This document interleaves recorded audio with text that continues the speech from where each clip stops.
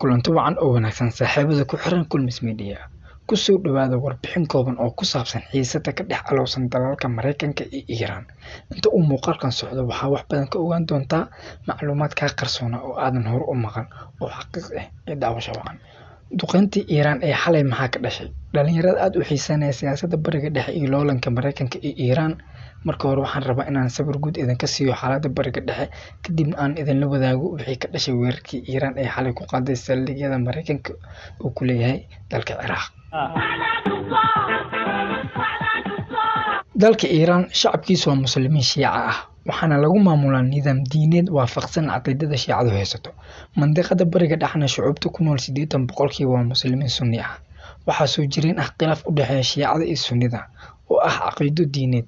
Haddaba Mareykanka si uu khilaafkaas uga faa'iideysto waxa uu bilaabay laba ujeedo. Kow, in indhaha shacabka Bariga Dhexe laga jeediyo Israa'iil oo lagu sii jeediyo Iiraan.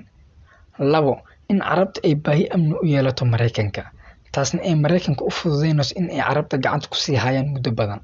Si labadan qodob loo hirgeliyo, waxaa la bilaabay in Iiraan farax laga qaado, isla markaana ay Iiraan dhisato warshado hubka sameeya oo kala duwan. Kadib waxaa la burburiyay cadowgii koowaad ee Iiraan oo ahaa halgamaagii weynaa Saddam Hussein, Allah u naxariistay.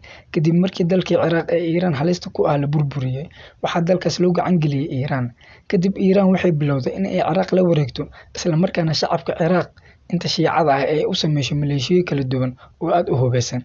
Intaas kadib waxay maleeshiyaadkii Shiicada oo hoggaan guud u ahaa Generaal Qasem Soleimani oo ah generaalkii Iiraaniga ahaa ee dhawaan la dilay ayaa bilaabay in ay xasuuqaan magaalooyinka ay degan yihiin shacabka Ciraaq ee Sunnida ah. Kadib waxaa la burburiyay magaalooyinkii waaweynaa ee Sunnida oo dhan.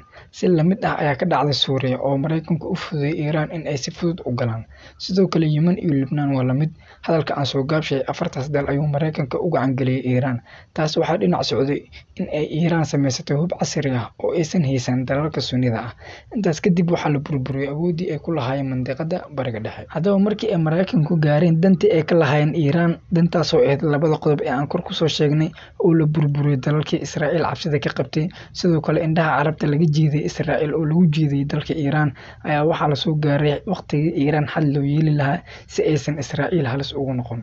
Dilkii generaalka dilaaga ahaa waa tallaabada koowaad ee Mareykanka ku xadeynaya awoodda Iiraan ee mandiqada. Tallaabooyin kalena waa xigi doonaan sida aan qabo. Xiriirka Iiraan iyo Mareykanka wuxuu ahaa 30 sano ee u dambeysay mid afka la iska caynayo, hoosna la wada shaqeynayo oo la qaybsanayo dalalka Sunnida ah.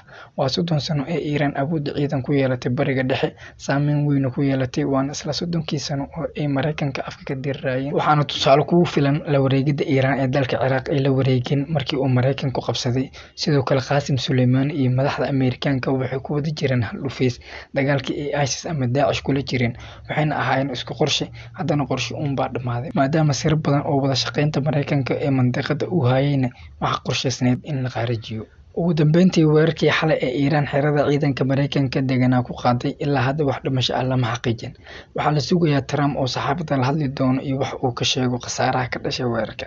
Haddii uu Trump sheego in ciidan ku dhinteen weerarka, waxaa hubaal ah in ay Mareykanku ka jawaabi doonaan. Haddiise aysan waxba ku dhiman, Mareykanku kama jawaabayaan oo way ka gudbi doonaan.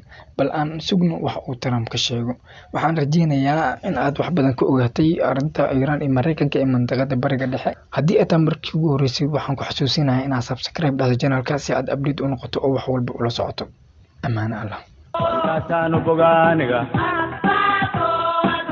waa kuwa badangala